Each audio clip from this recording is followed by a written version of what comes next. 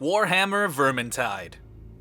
Besides playing Blood Bowl 2, I don't really know anything about the Warhammer universe, which is probably why it took me a couple months to notice this game. But I'm glad I did. This game scratches an itch I've had for a while now. Now, I'm not sure if you've ever heard of the game Left 4 Dead or Left 4 Dead 2, but Vermintide takes their gameplay mechanics and turns it into something fresh. I can't even fathom the hours me and my friends put into Left 4 Dead.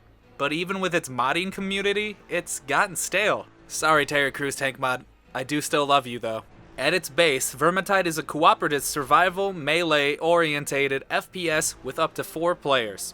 If you're the type of person to lone wolf team games, I suggest you head elsewhere. This game shows no mercy, because the second you are alone is when you'll get wrecked by one of the specials such as a gutter runner or a packmaster. It emphasizes teamwork, which I really enjoyed, but it also emphasizes one more thing, which is the notion of risk and reward. Unlike Left 4 Dead, where the only enjoyment you get out of finishing a level is that you just survived, Vermintide gives you loot at the end. You get to roll dice, and the better you roll, the better loot you get. The loot comes by colors, so white is common, green is uncommon, blue is rare, orange is exotic, red is veteran, and there is purple, but that's DLC, so you don't roll for that. Each die you get only has 2 successes on it, which gives you a 33% chance to get something useful. But there are ways to make a die better. Throughout the level, they have hidden tomes that if you know the area, they do set in a same spawn location, but they are hard to find. You can go to the internet and search them, but I prefer to do things my way and try to figure it out myself, which I'm told is really impossible, so you might actually want to look into it if you want to get them. These tomes do replace your healing spot, which makes it harder, which is the point. The risk-reward. The reward is that each one you get turns one of your die into a 4 success dice instead of a 2 success dice, which can make the difference between getting a rare or an exotic. Now, there is something you can collect besides tomes, and it's called grimoires. Like tomes, grimoires are found in set locations in the map, but they're hidden even more than the tomes are, so I'm probably not finding one unless I look it up. Instead of taking up the health slot like the tomes, they take up the potion slot. There's one more negative.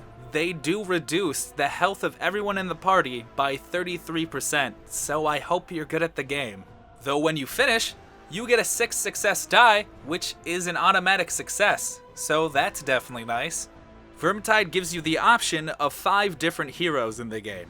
You could be the Bright Wizard, a Witch Hunter, a Waywatcher, a Empire Soldier, or the Dwarf Ranger, who was my favorite because he can have a shield and either a hammer or an axe, and I really enjoyed bashing rats' skulls in with a hammer. If you loved Left 4 Dead, you'll probably really enjoy this game. But it's also just like Left 4 Dead, whereas if you don't have friends to play with, it's not really that fun.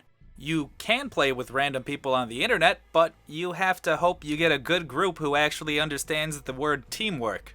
Also, just like Left 4 Dead, you can play with AI, but it's just not really the same. The AI isn't intelligent enough to understand what to do when you need help, or even really to play their role correctly. I had a Bright Wizard using its melee attack instead of its ranged fire, which is really why you have a Bright Wizard. And I should mention that I do have a really nice computer. It is built for this type of thing, and even still, this game put a lot of stress on my CPU.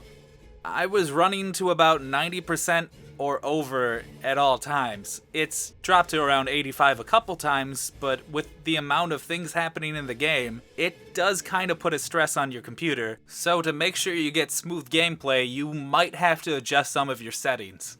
And besides that, I can't really say anything bad about this game. I had a lot of fun playing it, and if you think you would also like this game, you can go to Steam right now and purchase it. And remember, if you enjoyed this video, make sure to like, comment, and subscribe. Also, if you haven't already, go check out my review of Pony Island, and make sure to stay tuned because I will be reviewing The Witness. I'm Ryan, by the way. Make sure to follow me on Twitter at RyanTheRedwood, and on Twitch at twitch.tv/RyanTheRedwood. This is a Deep Dish Sports production. Make sure to go to deepdishsportsshows.com for all your sports and entertainment news. Also follow them on Twitter at DD Sports Podcast and on Twitch at twitch.tv/deepdishsportsgaming.